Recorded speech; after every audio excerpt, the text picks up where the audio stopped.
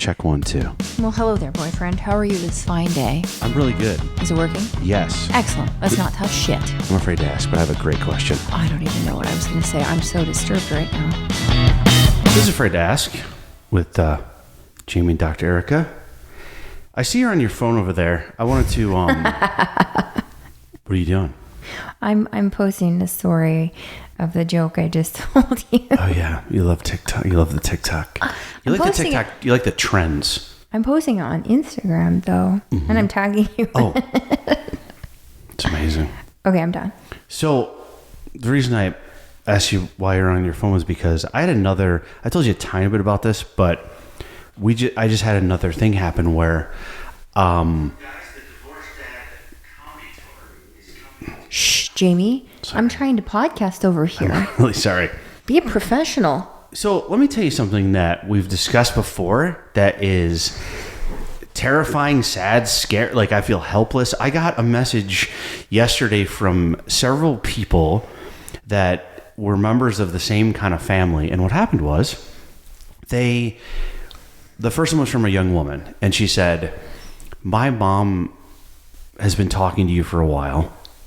And she held a meeting with the family this morning and said that you're coming to pick her up from her house and you guys are going to like run away together. And I'm like, this what? Is how you tell me? Yeah, I'm still trying to figure out what to do. Still not sure what to do. I'm like, hey, send a photo. Right? I mean, at least you have standards. But so I get this message from her and I get messages like that sometimes about fake accounts, but then I see another message from this woman's sister who was also at this. She had a meeting with all her family and told them that she was running away with me. And so I have to do a quick PSA because I normally don't respond to this, or I have someone respond for me, but this one felt like scarier. Like, it's one thing for someone, like what this guy does is, or multiple guys, he'll be like, I'm coming to pick you up. I love, like, he'll do this for months and say he loves this person. And then on the way to get him, he'll say, my car broke down. Do you have like $3,000 or something? Well, and so it's a way to get money. And so this one felt different because I was thinking, who's going to pick her up? Like, could that be dangerous, or like what's going on? That's what made me want to get involved. And so I said, this isn't, that's definitely not me. I only have this account. You have to look for that verification mark, the blue check mark. If someone's DMing you, make sure they have a bunch of followers. Yeah. So it shouldn't be like 10 followers, not verified. But this guy's really clever. Like, they go, oh, this isn't you. You're with Dr. Erika. That's your fiance. And the guy will go, my management wants me to be with her. It's not a real relationship. We've never actually met. Well, it's for publicity. Some of this does seem like it might be true. Those scammers are pretty good. Well, I'm just scared for the people who get mad at me for being like a real person. Yeah. Like, wait, Jamie does have someone he's marrying? Like, I'm almost scared that they're like, no, I'm marrying him. Because this is not the first time this has happened to you, where people have thought that you were like marrying them, or... That's true. I'll be honest with you, though. I've seen, I don't think a lot of them are going to be coming up on you fast. But they're coming to your shows. Like, it's believable. I think the people who do it suck. The scamming people, I mean. Like, these innocent people think they're talking to you. That's so awful that they're taking their money and they're playing with their emotions, and then also setting you up to look like the bad guy when you had no part of it. You know what I mean? Like, it sucks all around, and I wish they would all get caught, but they don't. They'll never get caught, and I feel really bad. And that one, I did reach out and we talked, but it's interesting, though. Like, even with that one, I go, yeah, it's not me. And then, like, this morning, I got a message that said, 100% sure it's not you. And I'm like, what do you mean? And so they called the police, and I said, could you please keep me updated on... When is this, like, this all happened pickup supposed to happen? This morning. It's supposed to happen today? Yeah. Oh. So keep you updated. But I hope they get the people that are sucking then. Yeah, and ways to know it's not me. Look for that blue check. If the guy says he's wealthy, if he says he has a huge penis, just stuff that where you go, that doesn't seem, like Jamie. But anyway, I feel bad. I'm in love with Dr. Erika. I only have one. All right. Anyway, I wanted to bring something up to you. What? Well, hey, I want to be very clear, but we're not making fun of the people that are getting like scammed. Of course not. Like we feel bad for them. Absolutely. We hate the people who do it, and we hope they all get caught. Absolutely. Like sometimes it's really sweet women who reach out to you. I know. So like that's what's infuriating is like I can share. Wow. Yeah, and it's like my schedule. Like my schedule. Like I have my kids in Alaska. I have a show. I don't have time to sleep with all these women. You could make time. I don't have this kind of time. You should be more generous with your time. I'm not worried about the time. I can't always be on the road with you. They're right. To be honest, I'm not worried about the time. I'm not worried about like actually sleeping with them that time. I'm worried about the travel. I feel like that's what's going to really eat up the time. Something's getting eaten up. I want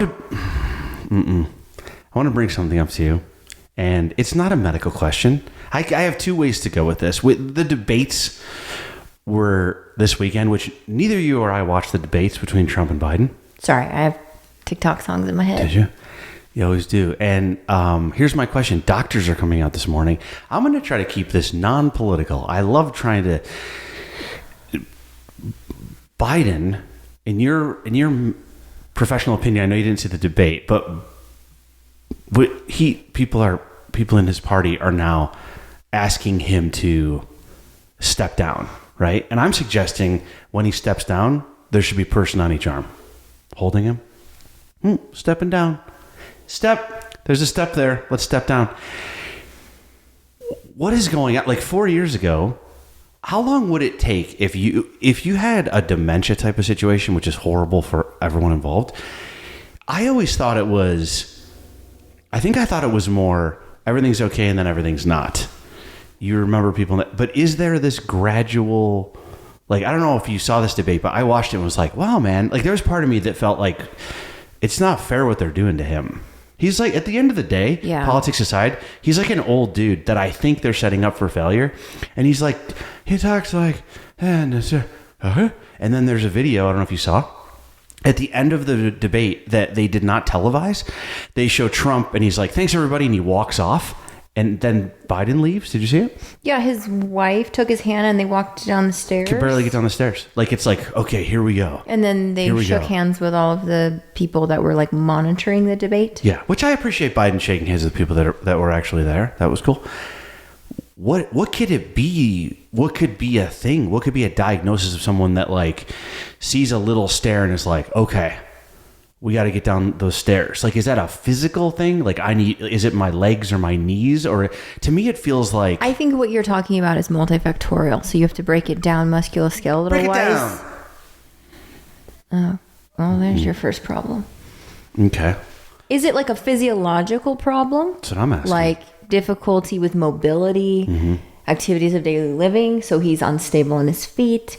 Is he dizzy? Does he have depth perception issues with his vision? So you look at all of that. I don't think that's what you're really asking. I think you're asking, is he so lucid or not? Like, can he look at those stairs and recognize that they're stairs and he's supposed to walk down them? Yeah, I honestly don't know what I'm asking. I think that's your question. I don't know what I'm asking. I think I'm asking you, like, what could be wrong with him? You asked about the onset and the progression and the speed of dementia. I think he absolutely, this is me, not as a true medical professional for him. I'm not his doctor.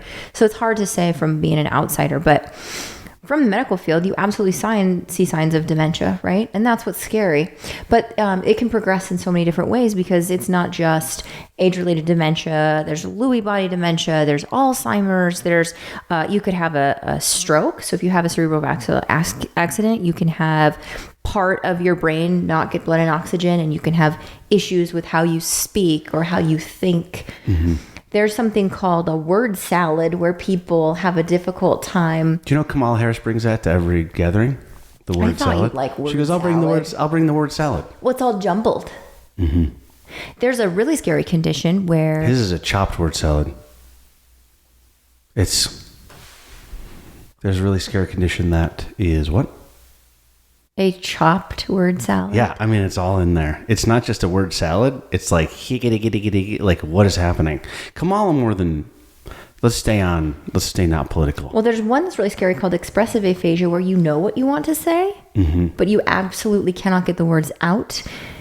You can't think of the word, or you can't think of how to formulate the sentence. I don't think he's displaying... I don't think he has that, right? Well, so what I am very cautious to do as a board-certified doctor is to place a diagnosis on someone who's not my patient. Right. So I'm hesitant to do that. Do you think Biden's doctor? I would say if you're Biden's doctor, you leave that off your resume. I think the problem is that it was such a public-facing thing. Yes. Where why would they even put someone up against another potential candidate knowing he's going to be asked very difficult questions?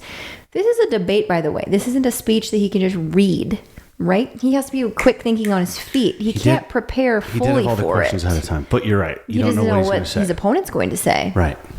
So I think you're setting up someone for failure, you said? I agree with you on that. I think you can tell that he's not at his maximal mental prime. No. And they should have been prepared for that, and probably, in my opinion, selected someone else. And that is worrisome if that's really your best person to put forward. It is. Can I tell you the most troublesome thing? I got a tweet this morning from like Trump's team, and I got a tweet this morning from Biden's team. And you get these all the time. And Trump said, like, we're accepting donations. Like, even if you can only give $1, that would help us. Biden's team said they're accepting donations, and they're looking for a brain and a heart. Anyway, I think he steps down. No, thank you. That was very helpful. What I also thought was kind of cool? I like younger presidents. Yeah. Like, you remember when they were saying how the Kennedys brought like such a youthful, playful, like there's children in the White House, there's dogs. The Obamas had children in the White House. Michelle's platforms were so much like about educational work for kids and like, I feel like it was cool. Regardless of the political association and affiliation, I think it's cool when you have younger, healthy presidents who have the mental capacity to work for a very long time. It'd be nice, but not to argue with you, but Biden did have kids in the White House. That's who left the cocaine in there. All right. That's true. Maybe. We don't know. But I'm with you. How can I say something totally apolitical? This is the best we have. This is the best we have. Like, come on. Yeah, it seems weird, right? It's just so political that it's hard. The smartest people don't want to do that shit. You know what I think is interesting? If you genuinely had someone admit from both sides that they were thrilled with the candidates, I think it would be very hard to find someone honestly saying, yes, these are the two very best. I think most people would agree we could do better, but this is what we got, so we're going to fight for it. But I'm for younger presidents. Obviously, you don't want them to be 20 years old and not have life experience. You want them to be educated and worldly and understand economics and understand family values and understand politics from a broad spectrum and not just what they were indoctrinated in as a child. Like, they have to be an adult for a while to bring something to the table. Are you familiar with Vivek Ramaswamy?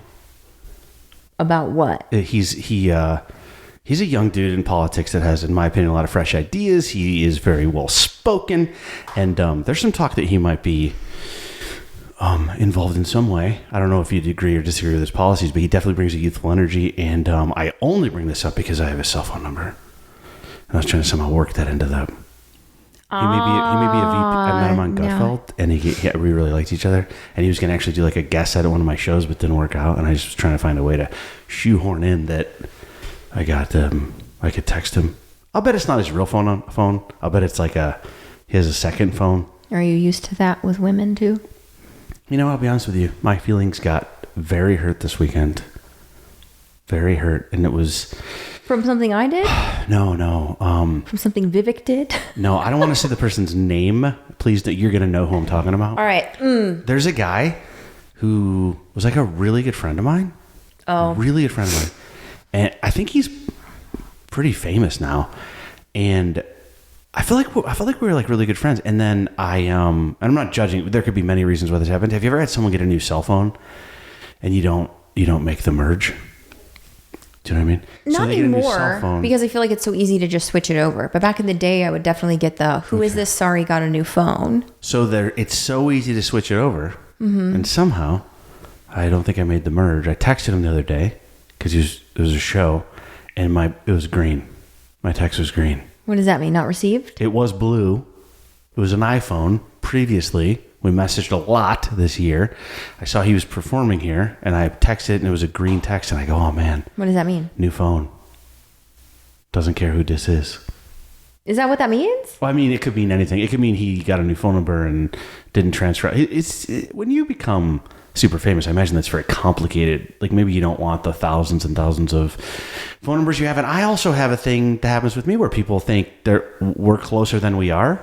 And maybe I'm doing that with him. But it made me kind of sad. I wanted to go to a show and say hi, and I haven't seen him in a while. But maybe I didn't make the merge, you know? Anyway, I'm talking about Carrot Top. No, I'm just kidding. Who is the most Carrot Top, by the way? People make fun of him. You got to give him props. Person you have in your phone? Is that who you just mentioned? It's becoming Vivek. I also have, people don't like when I say this, but I have John Cena's cell phone number. He was nice to you, though. Oh, he's politically divisive, so people get upset. But I do have John Cena, and we have FaceTimed.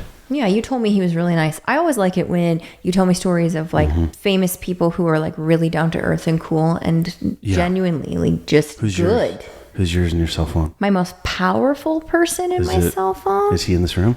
No. Wow. Powerful? Yeah. My mom. Or your butthole doctor. That guy's powerful. Because he could have. He holds the reins to, yeah. All right. I don't know. I have a lot of doctors in my phone, obviously. I guess I would just do a stupid answer like that. Yeah, I don't have it. No one would care about anybody else. I have I don't know. I have emails. I'm more impressive. Emails, I got some Apatows and some Sandlers and I messaged with Michael Manson. I don't know if you know him from Reservoir Dogs. We had some, just from when working on, he doesn't know who the hell I am. He wouldn't remember, but I got some cool ones. Well, I don't know who that is. Spade is. You said he was very nice. Yeah, that's about it. That's what I like, though. I think it's cool because isn't it always disappointing when you hear someone's just an ass and you're like, oh, that's too bad. Didn't we just have a thing where someone met a hero and it either went really bad or poorly or good? Well, did this just happen? Well, you just talked to, who was the guy that you talked to on Gutfeld? Oh, yeah, that's it. Or something? You nailed it. No one will care. I love telling Erika about people I'm excited that I met because she has no idea who they are. I don't watch so much television. I'm sorry. You're lucky I found you. Guess what this episode's called? This episode? Yeah. I don't know. I'm never going to watch it, so I don't know. Name dropping. It's called Name Dropping. Chael Sonnen was on Gutfeld, and years ago, I was a huge UFC fan. Don't watch it anymore very much, but back in the day, I loved it. Chael Sonnen was such a great fighter, but he was always very intelligent. He's always very well spoken. He went right from fighting. I love when someone goes from, like a professional football player goes, I'm punching out before I hurt my head and cannot have another job. Yeah. Chael got out in his prime. Super smart, super sharp, became, did commentary. He's got an extremely successful podcast, just like, he's one of my heroes. And he was doing Gutfeld and the other day, and I went in and I was like very nervous to meet him. Mm-hmm. I go, Chael Sonnen's coming in here. And I told you this, but I was kind of nervous and I was waiting over by the coffee machine, and he kind of like looks over where I'm standing and goes, like he's excited to come over. And I go, I wonder why he's coming over here. And he comes over and he goes, dude, I feel like I know you from Gutfeld. I feel like we're friends. And I was like, what is happening? That's great. And he gave me a hug. And then I told you. Didn't you say he said he was like hoping and trying to get on with you and it didn't happen? So he's excited that it happened. It was really nice. I was trying to get on with him, but he reciprocated almost the exact sentiment. But you know what I liked about that? He was nice to you, and then you said he like brought his kids with him or something. That's what got me. Like he was a real person, right? And he was kind. That's what got me. I like hearing those stories. As I get older, I told you this. You asked me when we first met, who my like hero. I go, man, like the way Sandler does it. Mm-hmm. You do movies and your friends are there, and you bring your kids and your wife. Like to me, that's like true success. And when I saw Chael, who had just come back from Brazil, where he fought Anderson Silva, went to a draw. I think Chael won. He was fighting in Brazil. It was like a hometown referee type of situation. I think Chael won. Him and his, how hard it is to fly to Brazil and fight, I imagine. He brought his kids and his wife with him for that experience. Yeah. And then brought them to Gutfeld backstage. He's got to prepare and do all these things, but I to me, it's so important. It's so meaningful to me. I know what that's like to bring kids, and it was just him and his wife. It would be so much easier if he was like, let me just go do this, I'll come back home. Yeah. But he wanted to share it with them, and I think it's cool. We had a big talk about that. I really like hearing people who are so family centric and like show business or media, whatever, hasn't gotten to their heads. Like they're just nice people. He was such a cool guy, and he kind of gave me some shit on the show. He like roasted me a little bit at one point. Oh, really? He said I wasn't laughing at anybody's jokes or something. Very good natured, but to be fair, I said this on the show on TV. What? I was trying to think of my next joke. I wasn't like not enjoying myself. Oh. Sometimes I have so many jokes, they're all in my head, and when the camera's not on me, I just like think about them. And so, but it was great. I got to be like roasted by Chal, and that was amazing. That was a great Meet Your Heroes moment. But it's crazy how priorities That's why change, I said right? that, because you posted, people say, don't meet your heroes.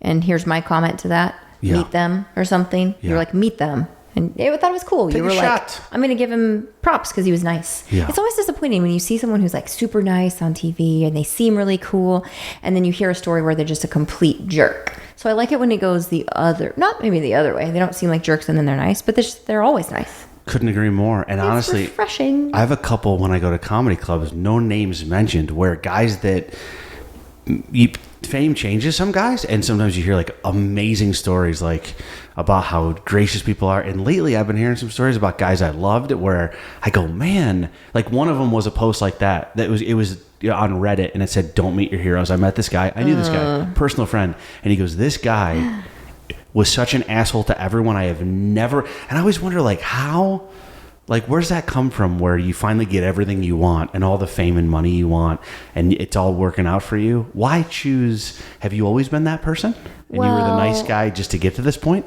I also think that you have to give everyone a little bit of credit and leeway. Mm-hmm. What if they just had one really bad day? What if someone that they were friends with got in a car accident and they were really frustrated or stressed, or their work for a year just got trashed and they were like almost crying, and then a bunch of people ran up and asked for an autograph and they were like, I need therapy right now, like I'm not okay. That's a very good point. But if they're always assholes, then screw them.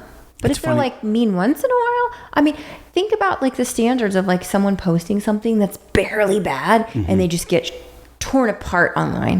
Right? That's a very good point. Like to be received well in public, I feel like you have to have no opinion, or famous people just get opened up to annihilation. Yeah, funny you said that.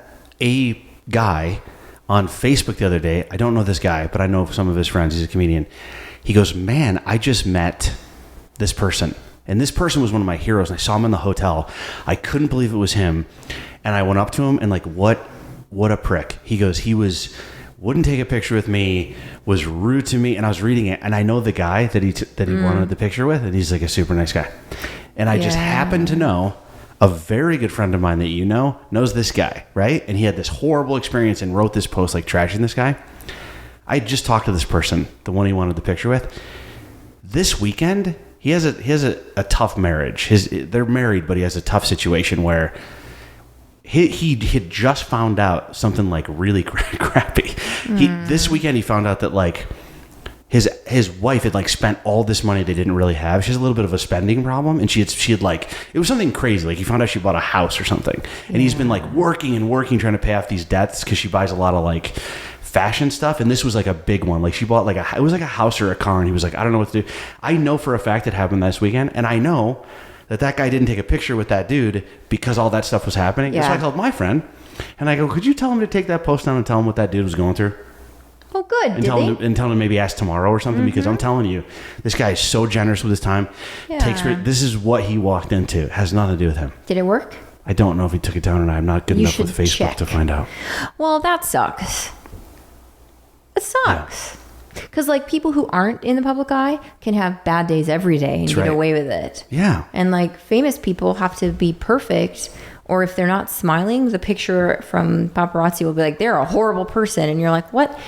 They got sand in their eye when they were walking to their car. They're not glaring at you. You know, my tiny amount of fame, I find myself being a little less like, I go, I got to be super nice to everybody. You are nice to everybody, though. I don't think so? you're doing it to protect yourself. That's really nice. But if you're in a bad mood or something, I was talking shit about someone the other day, like just kind of jokingly. I was making some joke, and I was at the Seattle airport, and then I might have even mentioned this to you before. This happens to me all the time at the Seattle airport. One of my friends was like, oh, my friend's at the Seattle airport. He just saw you. And I was like, whoops. Holy crap. And then one dude took a video of me. I don't know if you can hear me. I was just joking. You told me. But still. Well, I'm telling you, you ruined Costco for me. That's right. You're more famous at Costco. I'm a very hot commodity at my local Costco. Everyone likes to come up to the doctor. That's right. At Costco. But then you show up and it's all about Jamie. At the Boise Costco, I'm Dr. Erika's boyfriend. Let's be fair. I think it's nice, though, when they ask for your autograph, because no one asks for mine, because I'm like, I ain't giving you drugs, but you're like... Brr. Do you ever have somebody go, Dr. Erika, can I have your autograph, and you realize it's a prescription sheet? I had somebody forge it once. There are crazy stories of people writing stuff for controlled substances and stealing prescription pads, and I absolutely had someone forge my name on something, and you got to be careful, so no. You do. So listen, I would like to discuss on the next episode of Afraid to Ask. What? Coming up on the next episode of Afraid to Ask. When in the video does he start telling jokes? Well, that person's mean. To which I responded, oh, they start as soon as you understand comedy. Jamie. And a lot of people like that. And then people went back and forth. And then somebody wrote, I understand comedy, but I guess you have to be a bit anosognosia to understand this guy.